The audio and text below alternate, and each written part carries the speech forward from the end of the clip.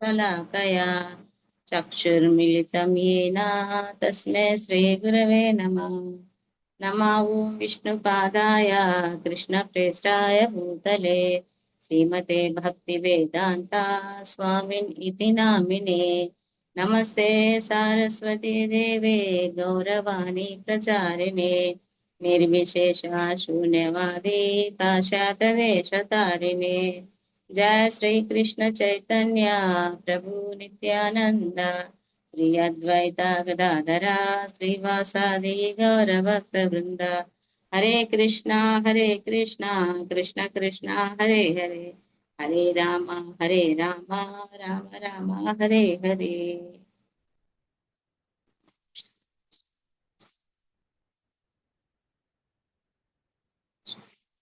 హరే కృష్ణ ప్రభు శ్రీ మాతాజీ మనము గత 5 రోజులుగా కర్మయోగము కృష్ణ భక్తి రసభావిత కర్మ అనేటువంటి మనం అధ్యాయాన్ని చూస్తున్నాము.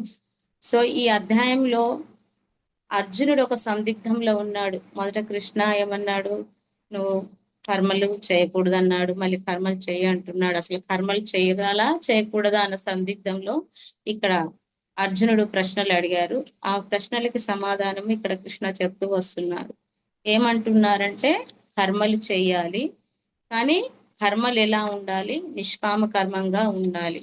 సో అది మరి అర్జునుడికి ఇంకా సందిగ్ధంగా ఉంది. మరి ఏ విధమైనటువంటి కర్మల ద్వారా మనం భగవంతుని పొందవచ్చు అని అంటే ఇక్కడ కృష్ణ చెప్తున్నారు కదా, మనము కర్మలు ఏ విధంగా చేయాలి అని అంటే, మనము ఏదైతే భక్తి యోగంలో చేస్తామో ఆ కర్మలన్నిటి కూడా మనకు నిష్కామమైనటువంటి ఫలితాలను ఇస్తుంది. అందుకే ఏమంటున్నారంటే, ఏదైతే సాంఖ్యయోగంలో ధ్యాన యోగులు సాంఖ్యయోగులు చేస్తుంటారో అది సుదీర్ఘమైనటువంటి ఫలితాలను ఇస్తుంది. అండ్ పోయినసారి మనము నిన్న క్లాస్లో ఏం చూసుకున్నామంటే, ఎవరైతే తన స్థానం ఎక్కడి నుంచి మనం వచ్చామో ఆ స్థానాన్ని మనం తెలుసుకోకుండా మనం ఇక్కడ భౌతిక ఇంద్రియాల తృప్తి కోసం ఇక్కడే ఉండిపోతామో వాళ్ళు ఏంటి అంటే, మనకు కళ్ళు ఉండి కూడా చూడలేనటువంటి వాళ్ళు. పశ్యతి. ఎలా ఉండాలి దృష్టి?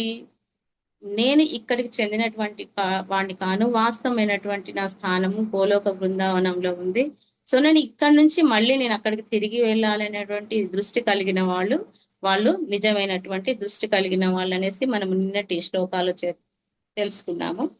సో ఈ రోజు 6వ శ్లోకంలో ఇక్కడ ఇంకా ఏమంటున్నారు అని అంటే, కృష్ణ ఇంకా అర్జునుడికి ఇంకా కూడా సందేహం ఉంది. ఆ సందేహాన్ని ఇంకా నివృత్తి పరుస్తూ ఏమంటున్నారంటే, సన్యాసస్తు మహాబాహో దుఃఖమాప్తు మయోగతః యోగయుక్తో మునిర్బ్రహ్మ నచిరేనాధిగచ్చతి. సన్యాసస్తు మహాబాహో దుఃఖమాప్తు మయోగతః యోగయుక్త మునిర్బ్రహ్మ నచిరేనాధిగచ్చతి. ఏమంటున్నారు కృష్ణ అంటే, సన్యాసస్తు మహాబాహో, ఓ గొప్ప భుజ శక్తి కలిగినటువంటి అర్జున, దుఃఖమాప్తు మయోగత అంటే ఇక్కడ ఏమిటంటే, ఇక్కడ ఎవరైతే భగవంతునితో యోగములో కలిసి ఉండనటువంటి వాళ్ళు ఏమవుతుంది అని అంటే దుఃఖంలో ఉంటారు. వాళ్ళ సాధన అంతా కూడా ఆది మొదలు అంతవరకు దుఃఖంతోనే కూడి ఉంటుంది. ఎవరైతే యోగయుక్త యోగంతో జతకూడి అంటే భగవంతునితో జతకూడినటువంటి ముని బ్రహ్మ నచిరేనాది గచ్చతి అంటే త్వరగా శీఘ్రంగా కూడా భగవంతుణ్ణి పొందుతారనేసి చెప్తున్నారన్నమాట. ఏం చెప్తున్నారంటే, ఇక్కడ భక్తియుత సేవయందు నియుక్తుడు కాకుండా కేవలం కర్మలను త్వజించడం ద్వారా ఎవరును సుఖమును పొందలేరు. కానీ భక్తి యోగమునందు నియుక్తుడైన మనలశీలుడు పరబ్రహ్మమును శీఘ్రంగా పొందగలరు. ఇక్కడ ఏం చెప్తున్నారు అని అంటే, కృష్ణ ఎవరైతే యోగంతో అంటే భగవంతుడితో జతకూడి ఉంటారో వాళ్ళు శీఘ్రంగా భగవంతుణ్ణి పొందుతారు అనేసి ఉన్నారు. అంటే ఇక్కడ యోగం అంటే మనం భగవంతునితో జతకూడి ఆయనకు కర్మలు చేయడం అనేసి తెలుసుకున్నాము. అయోగత అంటే ఏదైతే చేయవలసినటువంటి కర్మలు ఉంటాయో భగవంతుడికి సేవలు, అటువంటి సేవలు చేయకుండా ఉండడం అన్నమాట. అలా అయితే ఈ యొక్క సన్యాసి మార్గంలో సన్యాసాన్ని స్వీకరించి కర్మలను త్యాగం చేయడానికి వాళ్ళకి దుఃఖమే మిగులుతుంది, కానీ వాళ్ళకి ఆనందం అన్నది కలగదు అని ఇక్కడ మనకు చెప్తున్నారు. సో ఈ యొక్క సన్యాసాలలో మనకు రెండు రకాల వాళ్ళు ఉంటారు. అందులో ఒకటి ఏంటి, మాయావాదులు, శూన్యవాదులు, బ్రహ్మవాదులు, నిరాకారవాదులు. వీళ్ళేంటి వీళ్ళేంటంటారంటే భగవంతునికి ఆకారం లేదు, శూన్యంలో ఉంటుంది, మనం శూన్యంలో లీనమైపోవాలి అనేసి ఉంటుంది. మరి వీళ్ళు ఆ శూన్యంని పొందడానికి, ఆ బ్రహ్మాన్ని పొందడానికి వీళ్ళు చేపట్టేటువంటి సాధన, వీళ్ళ లక్ష్యం ఏముంటుంది అని అంటే, వీళ్ళు ఏం చేస్తారు అని అంటే, ఆ సాంఖ్య దర్శనం ద్వారా, బ్రహ్మ చింతన ద్వారా, వేదాంత అధ్యయనం ద్వారా ఇతరులకి మార్గాన్ని, ఆధ్యాత్మిక మార్గాన్ని చూపించటము, ఇవన్నీ కూడా వీళ్ళు ఏం చేస్తారు, వీళ్ళు చేస్తూ ఉంటారు. వీళ్ళని ఏమంటారు, జ్ఞానయోగి, సాంఖ్యయోగి, ధ్యానయోగి అనేసి అంటూ ఉంటారు అనమాట. కానీ వీళ్ళు ఎంత సాధన చేసినా కానీ చివరికి ఏమిటంటే వాళ్ళ స్థాయి నుంచి ఒక్కొక్కసారి పతనం చెందవలసి వస్తుంది. ఎందుకంటే వాళ్ళ దగ్గర కర్మలు, సేవలు అనేవి లేవు కాబట్టి ఈ సుదీర్ఘమైనటువంటి వీళ్ళ యొక్క సాధనలో ఒకసారి వాళ్ళ లక్ష్యం నుంచి కూడా ప్రక్కకు తొలగిపోవాల్సి వస్తుంది అనమాట. అయితే ఈ రెండవ రకము ఈ సన్యాసులు ఏమంటారు, వీళ్ళని కర్మయోగులు అంటారు. మొదటి దాంట్లో మాయావాద సన్యాసులు ఉన్నారు, శూన్యవాదులు ఉన్నారు, బ్రహ్మవాదులు ఉన్నారు, నిరాకారవాదులు ఉన్నారు. ఈ రెండవ రకం సన్యాసుల్లో ఎవరు ఉన్నారంటే వీళ్ళు కర్మయోగులు. కానీ ఇక్కడ మనం తెలుసుకోవాల్సింది ఏంటి, కర్మయోగులే కానీ వీళ్ళు సకామ కర్మయోగులు కాదు. కేవలం వీళ్ళు నిష్కామమైనటువంటి కర్మలు చేస్తూ ఉంటారు. ఎలా అంటే ఇప్పుడు మాయావాద సన్యాసులు ఏం చేస్తూ ఉంటారంటే, చెట్టు మొదల్ని కాకుండా చెట్టు యొక్క మూలాలని వాళ్ళు అన్వేషిస్తూ ఉంటారన్నమాట. అంటే లోతుగా ఆ చెట్టు మొదలు వేరు ఎక్కడి నుంచి ఉంది అనేది అన్వేషిస్తారు. కానీ చెట్టు మొదల్నే పట్టుకుంటే మనకు అన్ని దొరుకుతాయి కదా అన్నటువంటి వాళ్లకు వాళ్ళ సాధనలో ఆ జ్ఞానం అనేది ఉండదన్నమాట. కానీ నిష్కామ కర్మ యోగులు ఏం చేస్తారు అంటే, ఎప్పుడైతే మనం చెట్టు మొదలుకి నీళ్లు పోస్తూ ఉంటామో ఆటోమేటిక్ గా మనము ఏ చెట్టు మూలాల వరకు మన సేవ అన్నది వెళ్తూ ఉంటుంది అనమాట. ఆ విధంగా ఈ నిష్కామ కర్మ వాళ్ళు చెట్టు మొదలు అన్నది పనుకుంటారు. అంటే భగవంతుడి యొక్క పాద పద్మాలను వీళ్ళు పట్టుకుంటారు. అందుకని వీళ్ళు నిష్కామ యోగి ఏం చేస్తారంటే, తను చేసేటువంటి అన్ని కర్మలు కూడా, ప్రతి కర్మ కూడా భగవంతుని యొక్క సేవ కొరకే చేస్తాడు. కానీ ఈ యొక్క నిష్కామ కర్మ ద్వారానే వారి యొక్క పని అంతా సులువుగా చేయదని, అంటే కంప్లీట్ అవ్వదన్నమాట. ఈ ప్రతి కర్మ కూడా ఏం చేస్తాడంటే నిష్కామంగా చేస్తాడు. చేసినటువంటి కర్మని భగవంతునికి అర్పిస్తూ ఉంటాడు అనమాట. ఇటువంటి వారిని ఏమంటారంటే నిజమైనటువంటి కర్మయోగి, భక్తి యోగి అనేసి అంటారనమాట. అంటే వీళ్ళు ఏం చేస్తారు, ఈ యొక్క కర్మలని, నిష్కామ కర్మను భగవంతునితో యోగంతో కలిసి చేస్తూ ఉంటారనమాట. ఈ యొక్క ఎప్పుడైతే ఒక యోగి కానీ, సన్యాసి కానీ భగవంతునితో కలిసి చేయనటువంటి ఈ కర్మలు ఎప్పుడు కూడా మనకు వ్యర్థమైపోతుంది అనమాట. అందుకనే మనం ఎప్పుడు కూడా మనం చేసేటువంటి కర్మలు భగవంతునితో కలుపుకొని భగవంతునికి మనం చేయాలి. అప్పుడే అవి మనకి పరిపూర్ణమైనటువంటి ఫలితాలను ఇస్తుంటాయి. మరి వీళ్ళు ఈ నిష్కామ కర్మయోగులు చేసేటువంటి సాధన ఏమిటి అని అంటే, వీళ్ళు పంచరాత్రిక విధానం ద్వారా ఏం చేస్తూ ఉంటారంటే, శ్రీ విగ్రహాన్ని వాళ్ళు స్వయం భగవంతునిగా ఆరాధిస్తూ ఉంటారు. స్వయం భగవానుడే ఇక్కడ ఉన్నాడటువంటి భావనతో వాళ్ళు ఏం చేస్తారంటే, ఆ భగవంతుని విగ్రహానికి, దివ్యమంగళ రూపానికి అర్చనలు చేస్తారు, కీర్తనలు చేస్తారు, అలంకరణ చేస్తారు. భగవంతుని ఆనందపరచడానికి నాట్యం చేస్తారు, నామజపం చేస్తూ ఉంటారు, నానా రకాలైనటువంటి నైవేద్యాలను సమర్పిస్తుంటారు, అభిషేకాలు చేస్తుంటారు. భగవంతునికి అభిషేకం చేసినటువంటి ఆ ద్రవ్యాన్ని, ఎందుకంటే భగవంతుడి యొక్క శరీరాన్ని స్పృశించి ఈ ద్రవ్యం వస్తుంది కాబట్టి దాన్ని చరణామృతంగా తీసుకుంటూ ఉంటారనమాట. అంటే వీళ్ళు చేసేటువంటి ప్రతి కర్మ కూడా భగవంతుడి యొక్క ప్రీత్యర్థమే చేస్తూ ఉంటారు. ఆ కర్మలలో, ప్రతి కర్మల్లో భగవంతునితోని కలిసే ఉంటారనమాట. అందుకొని ఆ ఆనందంలో వీళ్ళు నిష్కామ కర్మలు భగవంతునికి ఆనందంలో వాళ్ళు ఏం చేస్తుంటారు, నాట్యం చేస్తూ ఉంటారు, భగవత్ ప్రసాదాన్ని ఇతర భక్తులతో కలిసేసి స్వీకరిస్తూ ఉంటారు. అంటే మనం తెలుసుకోవలసిందంటే ఒక జీవికి సుఖమైన జీవితం ఏమిటి అంటే భగవంతుని కోసం కర్మలు చేయడం, భగవంతునికి సేవలు చేస్తూ భగవంతుడి యొక్క ప్రసాదాన్ని కానీ ఆనందాన్ని కానీ నలుగురితో కలిసి పంచుకోవడం అన్నదే నిజమైనటువంటి సుఖమైన జీవితం అన్నమాట. ఈ యొక్క సుఖమైన జీవితం మనకు భగవంతుడి యొక్క సేవ చేయడం ద్వారానే లభిస్తుంది. అందుకే ఇక్కడ భగవంతుడు ఏమన్నారంటే సన్యాసస్తు అన్నారు. స్తు అంటే కానీ అనే పదం అన్నమాట అని ఇక్కడ వాడారనమాట. ఎందుకు అంటే సన్యాసులు వాళ్ళు చేసేటువంటి కర్మలలో దుఃఖం మాత్రమే ఉంటుంది. ఎందుకంటే వాళ్ళు ఎంచుకున్నటువంటి మార్గమే దుఃఖకరమైనటువంటి మార్గము. ఇది ఏమవుతుంది, ఎందుకు దుఃఖము అని అంటే ఇది వారి యొక్క సుదీర్ఘమైన సమయాన్ని బ్రహ్మను పొందడానికి పడుతుంది. అంటే ఇప్పుడు వాళ్ళు ధ్యానంలో నిమగ్నం అయ్యి పరబ్రహ్మను పొందడానికి ఒక ఒక కొంచెం లిమిటేషన్ అన్నది అలా ఏమీ ఉండదన్నమాట. అది ఎంతకాలమైనా పట్టవచ్చు. అది వాళ్ళ యొక్క ధ్యానం మీద డిపెండ్ అయి ఉంటుంది. కానీ అది కూడా వాళ్ళు సేవ అనేది చేయరు కాబట్టి ఈ కాలం అన్నది వాళ్ళకు సుదీర్ఘమైనటువంటి కాలం పడుతుంది. కానీ అందులో దుఃఖమే ఉంటుంది, ఆనందం అన్నమాట. కానీ దీనికి విరుద్ధంగా ఏం చేస్తాడు భక్తి యోగి, ఏం చేస్తాడు, ఆయన లక్ష్యాన్ని చేరుకుంటాడు, సుఖాన్ని కూడా పొందుతాడు, అది కూడా స్వల్పకాల వ్యవధిలోనే. అందుకే ఇక్కడ ఏమన్నారు భగవంతుడు, యోగయుక్తో మునిర్బ్రహ్మ నచిరేనాది గచ్చతి. ఏమంటున్నాడు, ఈ ముని ఎవరైతే భక్తి యోగంలో ఉన్నారో ఈ ముని బ్రహ్మను కూడా పొందుతాడు.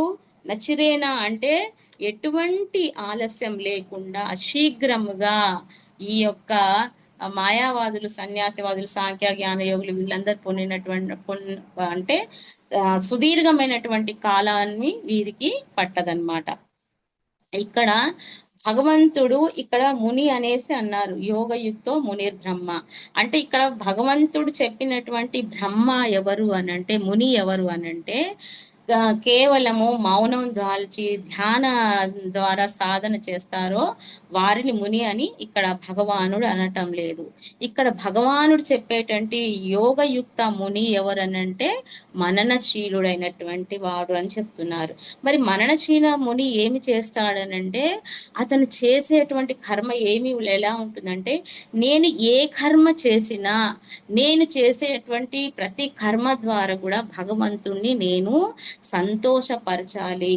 ఆ భగవంతుని సంతోషపరచడానికి నేను ఏ విధమైనటువంటి కర్మలు చెయ్యాలి అనే చింతనలోనే అతడు సదా ఉంటాడనమాట. ఆ ఆలోచనలోనే అతన్ని భగవంతుని ప్రసన్నం చేసుకోవడానికి, భగవంతుడికి ఆనందం కలిగించడానికి అతను కర్మలు చేస్తుంటాడు. అతనికి ఏమీ ఉండదన్నమాట. భగవంతుణ్ణి ప్రసన్నం చేసుకోవాలి, భగవంతునికి ఆనందాన్ని చేకూర్చుకోవాలి.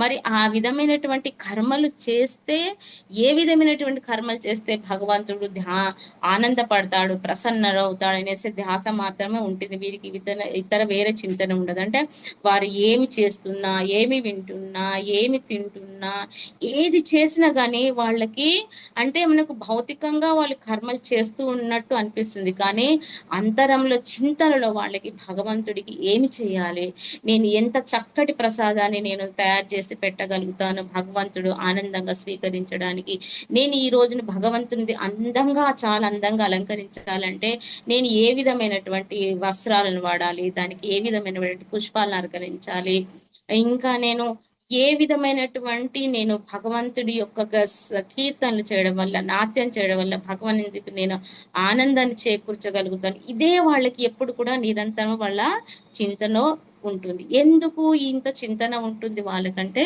ఎందుకంటే వాళ్ళు భగవంతుడితోని ఒక సంబంధాన్ని వాళ్ళు ఏర్పరచుకున్నారు. అందుకే ఇక్కడ భగవంతుడు ముని అంటే యోగయుక్త మునిర్ బ్రహ్మ నచిరేనాది గచ్చతి అంటున్నారు. అంటే ముని అంటే ఈ విధంగా ఉండాలి. ఎవరు? భగవంతునితో యోగముతో జతకూడి ఉన్నటువంటి ఈ మునిని మాత్రమే ఇక్కడ మునిర్బ్రహ్మ అనేసి అంటున్నారు. అలాంటి వాళ్ళే ఈ యొక్క స్వల్పకాల వ్యవధిలో భగవంతుని పొందగలుగుతారు అనేసి చెప్తున్నారు. మరి ఈ శూన్యవాదులు, మాయావాదులు ఏం చేస్తారంటే బ్రహ్మను పొందడానికి దీర్ఘమైనటువంటి సాధన చేస్తూ ఉంటారు, వీళ్ళు శోధిస్తూ ఉంటారనమాట. ఈ యొక్క వీరు ఏం చేస్తూ ఉంటారంటే ఈ శోధించడం కోసం, వాళ్ళు జ్ఞానం కోసం ఏదైతే ఈ కర్మలను చేస్తూ ఉంటారో, ఈ కర్మలను వాళ్ళు ఏం చేస్తారంటే ఎప్పుడైతే ఈ యొక్క భక్తి యోగి పాంచరాత్రిక ద్వారా వాళ్ళు పొందినటువంటి జ్ఞానాన్ని, అంటే భగవంతునికి ఏ విధంగా సేవలు చేయడం వల్ల మనము భగవంతుని ఆనందాన్ని పొందించగలుగుతామని తెలుసుకొని వాళ్ళు ఆ విధంగా కర్మలు చేస్తారు, ఎవరు భక్తి యోగంలో జతకూడినటువంటి వాళ్ళు. కానీ వీళ్ళు ఏమనుకుంటారు, ఈ మాయావాదులు శూన్యవాదులు ఏమనుకుంటారంటే పాంచరాత్రిక ద్వారానే మేము భగవంతుణ్ణి పొందగలుగుతాం అనేసి వీళ్ళు అనుకుంటారనమాట. అయితే ఇక్కడ భగవంతుడు వీళ్ళు బ్రహ్మను పొందాలనుకుంటారు, భక్తి యోగి మాత్రం ఏమనుకుంటారంటే ఇక్కడ బ్రహ్మాన్ని పరమాత్మ అనుకుంటాడు, సుఖాన్ని పొందుతాడు. అందుకే యోగయుక్తం అని భగవంతుణ్ణి త్వరగా పొందగలుగుతాడు, అంటే పరమాత్మని త్వరగా పొందగలుగుతాడు. ఇక్కడ ప్రభుపాదులు వారు ఏమన్నారంటే కర్మ సన్యాసి, శూన్యవాది, సాంఖ్యవాది, నిరాకారవాది ఎవరైనా సరే వారు చేసేటువంటి కర్మలు ఎవరైతే భక్తి యోగి చేస్తారో వారు చేసేటువంటి కర్మలకి విరుద్ధంగా వీళ్ళు చేస్తూ ఉంటారనమాట. అయితే ఈ సన్యాసులు, ఈ శూన్యవాదులు చేసేటువంటి కర్మలకు విరుద్ధంగా ఈ యొక్క భక్తి యోగంలో ఉన్నటువంటి వాళ్ళు చేస్తూ ఉంటారు కాబట్టి వీరిని ఏమంటారంటే వైష్ణవ గోష్ఠులు అనేసి అన్నారు. మరి ఈ వైష్ణవ గోష్ఠులు వాళ్ళు చేసేటువంటి సాధన ఏ విధంగా ఉంటుందంటే వీళ్ళు పూజలు చేస్తారు, జపాలు చేస్తారు, నృత్యాలు చేస్తారు, కీర్తనలు చేస్తారు, వేదాంత పఠనాన్ని చేస్తారు, గ్రంథాలను అధ్యయనం చేస్తారు, ఇంకా భగవద్గీత, భాగవతం వంటి పురాణాలు కూడా వీళ్ళు చదువుతూ ఉంటారు. ఎందుకంటే భగవంతునితో వీళ్ళు జతకూడి ఉంటారు కాబట్టి వాళ్ళు చేసేటువంటి నిరంతర అధ్యయనం అన్నది భగవంతుని తెలుసుకోవడం కోసం చేస్తూ ఉంటారు. కానీ ఈ మాయావాదు శూన్యవాదులు ఏం చేస్తున్నారంటే వీళ్ళు శంకర సాంప్రదాయాన్ని అధ్యయనం వీళ్ళు ఎవరు మన భక్తులు వీళ్ళు చెయ్యరు కనుక వాళ్ళు ఏం చేస్తారంటే నిరంతరమైనటువంటి బ్రహ్మచింతనలో ఉంటారు ఈ శూన్యవాదులు. ఎంతసేపు వాళ్ళకి భగవంతుని ధ్యానం ద్వారా, స్వాదన ద్వారా పొందాలనేసి ఉంటారు. కానీ పొందలేక ఏం చేస్తారు, దీర్ఘకాలం అయిపోయింది, వాళ్ళు అనుకున్నటువంటి లక్ష్యాన్ని వాళ్ళు పొందలేరు కాబట్టి చివరికి ఏం చేస్తారంటే ఈ యొక్క భాగవతాన్ని కూడా వాళ్ళు చదువుతూ ఉంటారు. అంటే ఇంకా ధ్యానం మీద వాళ్ళు మనసు నిలుపుకోలేకపోయారు, చాలా సమయం వ్యర్థమైపోయింది. అప్పుడు ఏం చేస్తుండంటే ఈ యొక్క మనము ప్రామాణిక గ్రంథాలైనటువంటి భాగవతాన్ని కూడా వాళ్ళు చదువుతుంటారు. కానీ వాళ్ళు అర్థం చేసుకునేటువంటి స్థాయిలో ఉండరు. ఎందుకంటే వాళ్ళు గురువు ద్వారా వీళ్ళు ఈ సేవలన్నీ చేయరు కాబట్టి, గురువు లేకుండా జ్ఞానం అన్నది మనం పొందలేము కాబట్టి ఏం చేస్తారంటే వీళ్ళు జ్ఞానాన్ని పొందలేరు. ఈ భాగవత జ్ఞానాన్ని కూడా వాళ్ళు అర్థం చేసుకునేటువంటి పరిస్థితి ఉండదు కాబట్టి ఒక్కొక్కసారి ఏమవుతుందంటే వాళ్ళు భక్తి నుంచి పతనం కూడా చెందవలసి వస్తుందన్నమాట. అలా ఈ యొక్క భక్తి నుంచి వాళ్ళు పతనం చెందినప్పుడు చేస్తారంటే ఇంకా వాళ్ళు సమాజ సేవ కోసము వాళ్ళు ఏం చేస్తూ ఉంటారంటే సమాజ సేవలో స్కూల్స్ కట్టిస్తుంటారు, కాలేజీలు కట్టిస్తుంటారు, ధర్మశాలలు కట్టిస్తుంటారు, అనాథ శరణాలయాన్ని వాళ్ళు నడిపిస్తూ ఉంటారు. ఇలా సమాజ సేవ చేస్తుంటారంటే ఎందుకంటే వాళ్ళు సుదీర్ఘమైనటువంటి కాలాన్ని ఈ యొక్క యోగంలో వెచ్చించారు, కానీ వాళ్ళు ఈ యొక్క లక్ష్యాన్ని పొందలేకపోయారు కనుక వాళ్ళు ఏం చేస్తారంటే అందులో వాళ్ళు పతనం చెందారు. ఎందుకు పతనం చెందారంటే వాళ్ళు చేసేటువంటి సాధనలో వారికి ఆనందం అన్నది కలగలేదు. ఆనందం కలగలేదు కానీ అలాగని వాళ్ళకి భౌతికమైనటువంటి కష్టాలు కూడా ఉండవు, కానీ ఆనందం కూడా దొరకదు.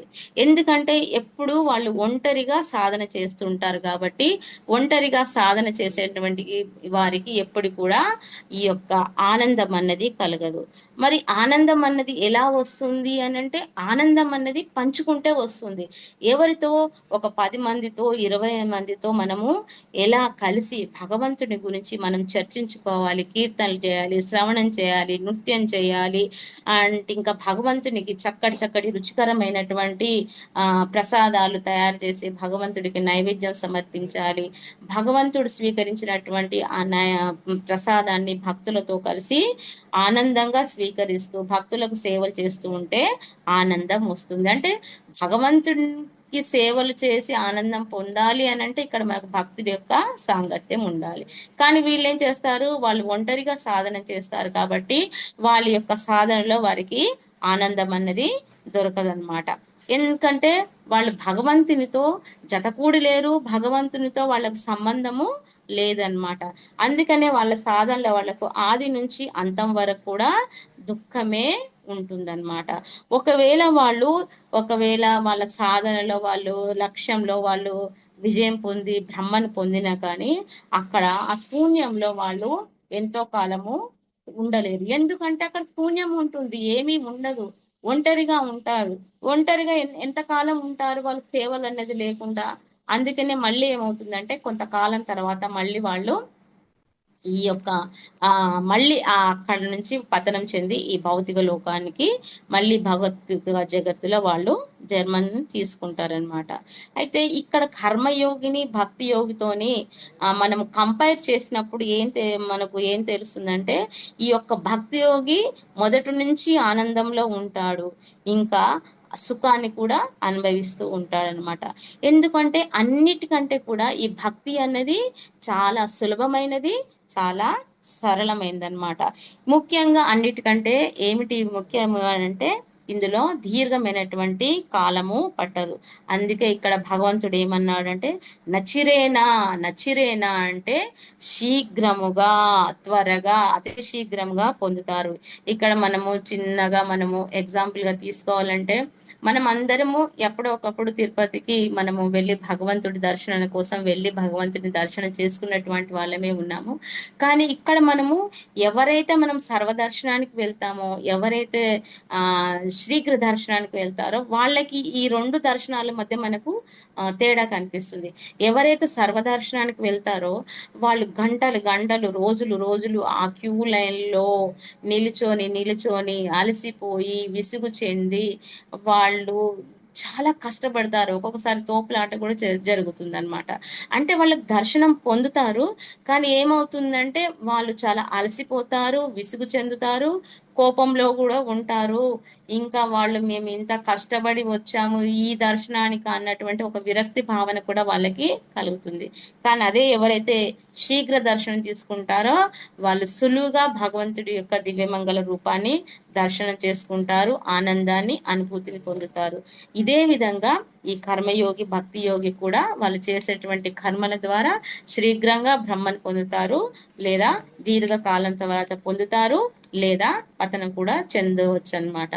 అందుకే ఇక్కడ కృష్ణ అర్జునికి ఏం చెప్తున్నారు అంటే నువ్వు అన్నీ వదిలేసి సన్యాసి అవుతాను అని అంటున్నావు అర్జున, కానీ ఎప్పటి వరకు మనసు అన్నది పవిత్రము కాదో అప్పటి వరకు ఈ యొక్క సన్యాసం అనేది దుఃఖదాయకమే అవుతుంది అన్నారు. అంటే మనసు అన్నది పవిత్రన లేకుండా, చిత్తశుద్ధి అనేది జరగకుండా భగవంతుడి మీద మనసు అన్నది స్థిరంగా నిలవదు. అటువంటి స్థిరంగా నిలవలేనటువంటి మనసు అది పతనం కూడా చెందవలసి వస్తుంది అనేసి చెప్తున్నాడు. మరి ఈ మనసును మనము పవిత్రం ఎలా చేసుకుంటాము, చిత్తశుద్ధిని ఎలా మనము చేసుకుంటాము, మరి దానికి ఏం చేయాలంటే ఈ మనలో ఉన్నటువంటి రాగాలని, ప్రేమని, ఇంద్రియ భోగాల పట్ల, ఇంద్రియ సుఖాల పట్ల, బంధువుల పట్ల మమకారాలన్నీ పూర్తిగా నశించిపోవాలి. ఈ మమకారాలు, ఇంద్రియ భోగాలు ఇవన్నీ కూడా నశించనంతటి వరకు మనము ఏమిటి అంటే మనం రంగుల రాటం లాగా పైకి కిందికి తిరిగి జన్మలు తీసుకోవాల్సినే వస్తుంది. మరి ఈ ఈ యొక్క రాగం వల్ల మనము మనస్సును చిత్తశుద్ధి చేసుకోలేము అని అంటున్నాం కదా. మరి ఈ మనసులో ఉన్నటువంటి రాగాన్ని ఎలా తొలగించుకోవాలి, ఈ చిత్తశుద్ధిని మనము ఎలా పెంచుకోవాలి, మరి దీనికి ఏదైనా ఉపాయం ఉందా, ఏదైనా మార్గం ఉందా అంటే ఉంది. అది ఏమిటి అనంటే మనము నిరంతరము భక్తిని చేస్తూనే ఉండాలి. భక్తియుత సేవలు భగవంతుడికి చేస్తూ భక్తితో భగవంతునికి అర్పిస్తూ ఉండాలి. ఎప్పుడైతే మనం యొక్క కర్మలు నిరంతరము భగవంతుని ఆనందపరచడానికి, భగవంతుని సంతోషపరచడానికే ఉంటాయో అప్పుడు మనలోని అటువంటి రాగం అన్నది నశించి చిత్తశుద్ధి అవుతుంది. అంటే ఇక్కడ మనకి వైరాగ్యం అన్నది వస్తుందన్నమాట. ఇక్కడ ఈ యొక్క మాయావాదులు, శూన్యవాదులు, నిరాకారవాదులు ఏం చేస్తారంటే వాళ్ళు భౌతిక పదార్థం నుంచి విడిపడి తర్వాత వాళ్ళు వైరాగ్యాన్ని పొందుతారు. కానీ ఈ యొక్క భక్తి యోగి మాత్రం ఏం చేస్తారు, కృష్ణ భక్తి రసభావంలో కర్మలు చేస్తుండడం వల్ల వాళ్ళకి ఆటోమేటిక్ గా వాళ్ళకి వైరాగ్యం అనేది వస్తుంది. దానికోసం వాళ్ళు ఏదో ప్రత్యేకంగా సాధన చేయవలసినటువంటి అవసరం లేదు. ఇది మన మనసులో నుంచి రాగాన్ని, చిత్తశుద్ధిని నశింపజేసుకోవడానికి ఒక ముఖ్యమైనటువంటి కర్మ ఏమిటి అని అంటే మనం తెలుసుకోవాల్సింది, నిష్కామమైనటువంటి కర్మను భగవంతుణ్ణి చేయడం వల్ల మనకు తెలియకుండానే మనకు వైరాగ్యం అన్నది వస్తుంది. అంటే విరుద్ధంగా ఉంటుంది అన్నమాట. ఈ శూన్యవాదులు వీళ్ళు ఏం చేస్తారంటే మొదట వాళ్ళు ఈ పదార్థం నుండి వాళ్ళు ముక్తి చెందిన తర్వాత వైరాగ్యాన్ని పొందుతారు. కానీ భక్తి యోగి మాత్రం ముందు భక్తిని చేస్తాడు, తర్వాత వైరాగ్యం అనేది కూడా ఆటోమేటిక్ వచ్చి ముక్తిని పొందుతాడు. మరి ఈ నిరంతర కర్మలు అనేసి భగవంతుడు చెప్పాడు, నిరంతర కర్మలు చేయాలి అని చెప్పారు. మరి ఈ నిరంతర కర్మలు ఎవరి కోసం చేసుకోవాలి? మన కోసం చేయాలా మాతాజీస్ అండ్ ప్రభుజీస్? ఈ కర్మలు అన్నది ఎవరి కోసం చేసుకోవాలి? భగవంతుని కోసం మాతాజీ, ఆయన్ని సంతృప్తిపరచడానికి.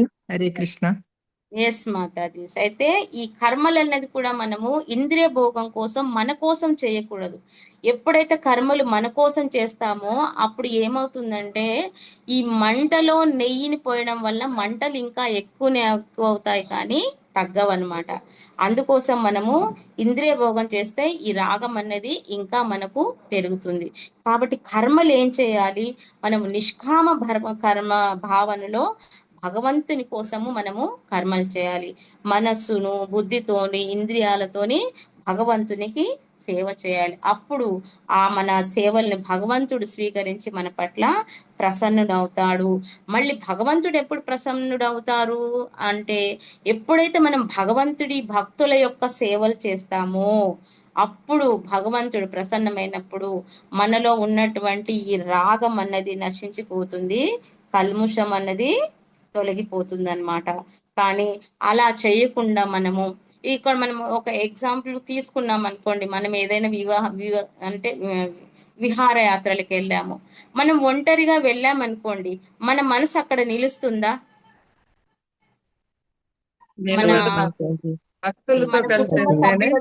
మనకు ప్రియమైన మిత్రులు, స్నేహితులతోని ఎవరితోని వెళ్ళలేదు. మనం ఆనందాన్ని పొందాలని విహారయాత్రకో తీర్థయాత్రలకో వెళ్ళాము, అంత మాత్రాన మన మనసు అక్కడ నిలబడుతుందా? నిలబడదు.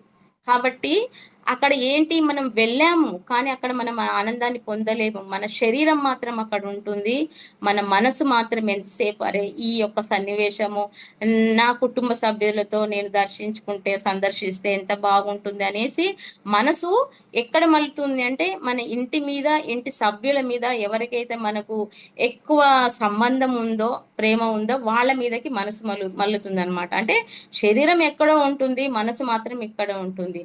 అదే విధంగా ఎవరైతే ఈ ఒంటరిగా సన్యాసం స్వీకరిస్తారో వాళ్ళలో ఉన్నటువంటి ఈ రాగాలని, కల్ముషాలని, చింతన శుద్ధి లేకుండా చేసినటువంటి ఈ నిరంతర శ్రమ అన్నది వాళ్లకు ఫలితాన్ని ఇవ్వదు. ఎందుకంటే వాళ్ళ మనసులో ఇంద్రియ భోగం అన్నది ఇంకా పూర్తిగా తొలగిపోలేదు, వాళ్ళకు ఇంద్రియ భోగాల పట్ల రుచి అన్నది ఉంటుందండి.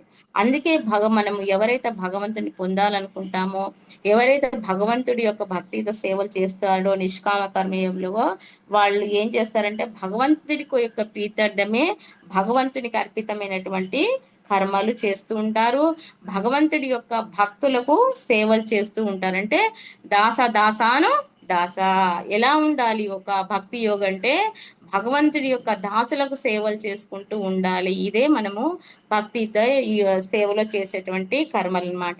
ఈ విధంగా మనము ఒక దాసులకి, భక్తుడి యొక్క దాసులకి మనము కర్మలను చేయటం వల్ల ఏమవుతుంది, మనలో ఉన్నటువంటి రాగం అన్నది నశించిపోతుంది, చిత్తశుద్ధి జరుగుతుంది అనమాట. ఎప్పుడైతే ఇలా మనలో ఉన్నటువంటి రాగం నశించి చిత్తశుద్ధి కలుగుతుందో అప్పుడు మనము సన్యాసం అన్నది తీసుకోవచ్చు. ఈ చిత్తశుద్ధి అన్నది జరగకుండా సన్యాసం తీసుకుంటే ఏమవుతుందంటే ఆ రజోగుణం అన్నది మనల్ని ఒక దగ్గర మనసు నిలవనియ్యదు. రజోగుణము ఈ జీవుడి యొక్క మనస్సును ఏం చేస్తుంది, కాల్చివేస్తూ ఉంటుందన్నమాట భోగం కోసము. అందుకనే కేవలం భగవంతుడి యొక్క సేవ ద్వారానే మన యొక్క ఈ మనలో ఉన్నటువంటి రజోగుణాన్ని మనము శాంతింపజేయగలుగుతాము, కానీ ఆ వేరే కర్మల ద్వారా మనము ఈ రజోగుణాన్ని మన నుంచి తొలగించుకోలేము. కాబట్టి ఒక సన్యాసి ఎలా అంటే ఆ సన్యాసి ఎప్పటి వరకు తనలో ఉన్నటువంటి రజోగుణాన్ని తొలగించుకోలేడో అప్పటి వరకు వారు సన్యాసం తీసుకున్నా కానీ వారు అందులో వాళ్ళు ఫలితాన్ని అన్నది పొందలేరన్నమాట, విజయాన్ని పొందలేరు. అందుకే ఇక్కడ భగవంతుడు ఏం చెప్తున్నారు, అందుకే అర్జున నువ్వు జ్ఞానుడివి, గుణవంతుడివి, సమర్థవంతుడివి, ఒక క్షత్రియుడివి. అన్నిటికంటే ముఖ్యం ఏంటి, అర్జునుడు ఒక క్షత్రియుడు. క్షత్రియులో ఏ గుణం ఉంటుంది మాతాజీ? రజోగుణం మాతాజీ. ఇక్కడ క్షత్రియుడు అంటే అతను రజోగుణంతో నిండి ఉంటాడనమాట. ఈ రజోగుణంలో ఉన్నటువంటి అర్జునుడు నేను అన్ని వదిలేసి కర్మలు చేయకుండా, నేను యుద్ధం చేయకుండా నేను సన్యాసం తీసుకుంటాను అని అంటే ఆ సన్యాసంలో ఆయన విజయం చెందగలుగుతాడా మాతాజీ? మాతాజీ. అందుకనే ఏమంటున్నారు భగవానుడు, నువ్వు ఒక క్షత్రియుడు కాబట్టి నీలో రజోగుణం నిండి ఉంది కాబట్టి నువ్వు సన్యాసం తీసుకొని నువ్వు బ్రహ్మాన్ని పొందాలంటే నువ్వు సుదీర్ఘమైనటువంటి కాలంని నువ్వు వెచ్చించాలి, అందులో నువ్వు పతనం కూడా చెందవచ్చు. అంటే అది సక్సెస్ అన్నది గ్యారంటీ లేదు ఈ సన్యాస యోగంలో. అందుకనేసి నువ్వేమంటున్నాడు, నువ్వు చేసేటువంటి కర్మలు భగవంతుడి కోసము కర్మ చెయ్యి, నీకు భగవత్ ప్రాప్తి కలుగుతుంది. ఎప్పుడైతే భగవంతుడి కోసం మనము కర్మలు చేస్తామో ఆ కర్మల్లో మనకి ఏముంటుంది, సుఖం ఉంటుంది, భగవంతుడి ప్రాప్తి కూడా మనకు కలుగుతుంటుంది. అయితే ఈ యొక్క సాంఖ్య దర్శనము, వేదాంత అధ్యాయము, బ్రహ్మచింతన, కర్మత్యాగం లాంటివి చాలా కష్టమైనటువంటి సాధన కూడా ఎవరు కూడా చేయలేరు.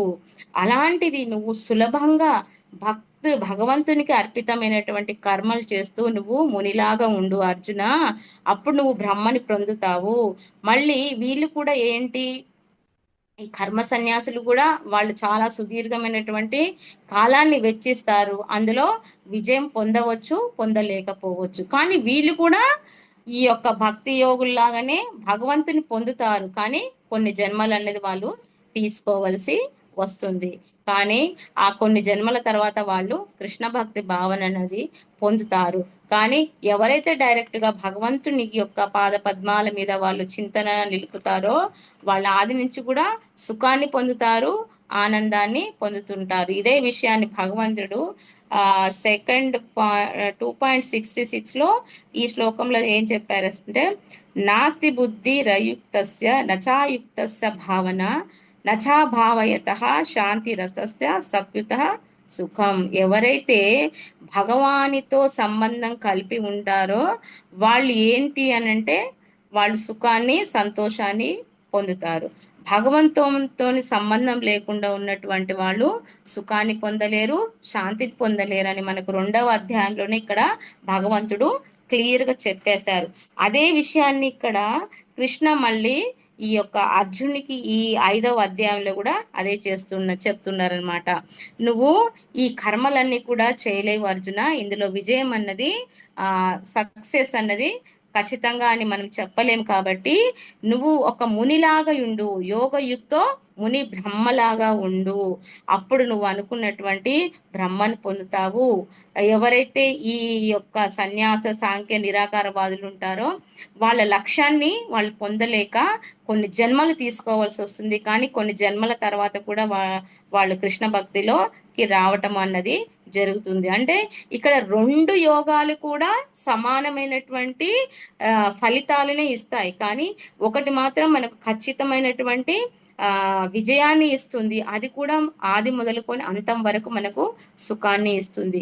కానీ ఈ భగవత్ చింతన ఈ లేకుండా ఈ యొక్క సాంఖ్య దర్శనం ద్వారా, వేదాంత సూత్రాల అధ్యయనం ద్వారా, బ్రహ్మ చింతన ద్వారా, కర్మ త్యాగం లాంటి చేసేటువంటి చాలా కష్టమైన సాధన ఇందులో లక్ష్యం అనమాట. మన టార్గెట్ అన్నది కూడా రిజల్ట్ అనేది ఖచ్చితంగా ఉంటుంది అని మనము చెప్పలేమన్నమాట. అందుకని ఇక్కడ మనం ఏం తీసుకోవాలి అంటే, మన నిజ జీవితంలో కూడా ఎవరైతే సన్యాస వస్త్రాలు ధరించి పద్మాసనం వేసుకొని మౌనం దాల్చి ఉంటారో వారిని ముని అని మనము అనుకోవద్దు. ముని అంటే ఎలా ఉండాలి? ఎల్లప్పుడు కూడా భగవంతుని యొక్క సేవలో ఉండాలి. ఆ సేవలు చేస్తూ నిరంతరం అతను భగవంతునికి ఏ విధంగా ఆనందం చేకూర్చాలనే చింతనలతోనే ఉంటాడనమాట. కేవలము మనము ఈ యొక్క కర్మాన్ని త్యాగం చేయడం వల్ల మనము మునికామనేసి ఇక్కడ చెప్తున్నారు. అందుకే భగవానుడు ఏం చెప్తుంటాడు అంటే, యోగయుక్త ముని అంటే భగవంతునితోని జతకూడి ఉన్నటువంటి వాడు ముని. భగవంతునితో జతకూడి భగవంతుడి యొక్క ఆనందం కోసమే కర్మలు నిరంతరం చేస్తూ, ఇంకా నేను భగవంతుణ్ణి ఏ విధంగా ఆనందపరచాలి, ఏ విధమైన కర్మలు నేను నేర్చుకోవాలి, చేయాలనే చింతనలో ఉండేటువంటి వాడు మాత్రమే ఏమి చేస్తాడు? అతడు ఈశ్వరుణ్ణి పొందుతాడు. అది కూడా ఎలా పొందుతాడు అంటే, చాలా శీఘ్రంగా ఎటువంటి ఆలస్యం లేకుండా పొందుతాడు అనేసి ఇక్కడ భగవంతుడు చెప్తున్నాడు. అంటే ఇక్కడ మనం తెలుసుకోవాల్సింది ఏమిటి అని అంటే, ఏది బ్రహ్మమో ఏది పరబ్రహ్మము కాదు అనేటటువంటి మన మనోకల్పనలతోనే నియుక్తమైనటువంటి మాయావాద సన్యాసులు కన్నా కూడా కృష్ణ భక్తి రసభావితుల్లో నియుక్తులైనటువంటి వారు సరి అయినటువంటి పరిస్థితుల్లో వాళ్ళు నెలకొని ఉన్నటువంటి వారని ఇక్కడ తెలుసుకోవాలి మాతాజీ. అందుకే ఎవరు కూడా మనము భక్తియుత సేవ అన్నది మనము అందరం కూడా చేస్తూ ఉండాలి. ఈ యొక్క భక్తియుత సేవలో మన ఇంద్రియాలన్నీ కూడా, మన మనస్సు, బుద్ధి, ఇంద్రియాలన్నీ కూడా ఎప్పుడైతే మనము భగవంతుడి సేవలో నిలుపుకుంటామో, భగవంతుని యొక్క భక్తుల యొక్క సేవ చేస్తూ ఉంటామో, దాసలుగా ఉంటామో, అప్పుడు మనకి ఆనందము ఉంటుంది, అనంతమైనటువంటి సంతోషము ఉంటుంది, భగవంతుని కూడా మనము చివరికి పొందగలుగుతామనేసి ఇక్కడ కృష్ణ చెప్తున్నారు మాతాజీ. హరే కృష్ణ. మాతాజీ ఏమైనా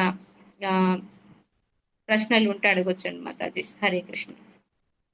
హరే కృష్ణ మాతాజీ. చాలా చాలా అద్భుతంగా చెప్పారు ప్రభుజీ. మాతాజీ నిజంగా అర్జునుడికి కృష్ణుడు ఎలా మోటివేట్ చేశారనేది, భక్తి యోగం అనేది ఇతర యోగాల కంటే ఎలా ఉన్నతమైందో చాలా చాలా వివరంగా చాలా చాలా విషయాలతో చెప్పారు మాతాజీ.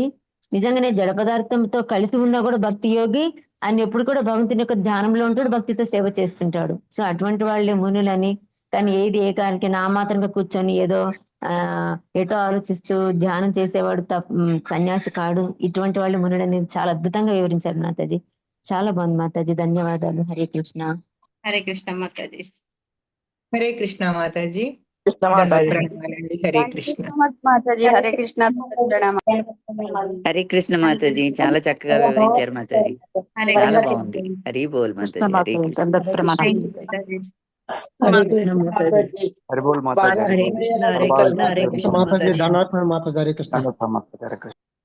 ముని అంటే ఎలా ఉండాలో చాలా అద్భుతంగా చెప్పారు మాతాజీ. నిజమైన ముని ఎవరో బాగా అద్భుతంగా వివరించారు. హరే కృష్ణ. అందరికీ అర్థమయ్యేలా బాగా చెప్పారు. హరే కృష్ణ మాతాజీ. హరే కృష్ణ మాతాజీ. దండవత్ ప్రణామాలు. హరే కృష్ణ. మాతాజీ. దండవత్ ప్రణామాలు. హరే కృష్ణ. హరే కృష్ణ మాతాజీ. దండవత్ ప్రణామం మాతాజీ. హరే కృష్ణ. మన గురు మహారాజ్ కి మళ్ళీ నిన్న కొంచెం హెల్త్ బాగాలేదండి. యాక్చువల్ గా నార్మల్ వార్డుకి తీసుకుని వచ్చారు కదా, మళ్ళీ నార్మల్ వార్డ్ నుంచి ఐసీయూకి తీసుకెళ్లాల్సి వచ్చింది. సో దయచేసి మళ్ళీ అందరూ కూడా చక్కగా సీరియస్ గా గురు మహారాజ్ కోసం ప్రార్థించండి.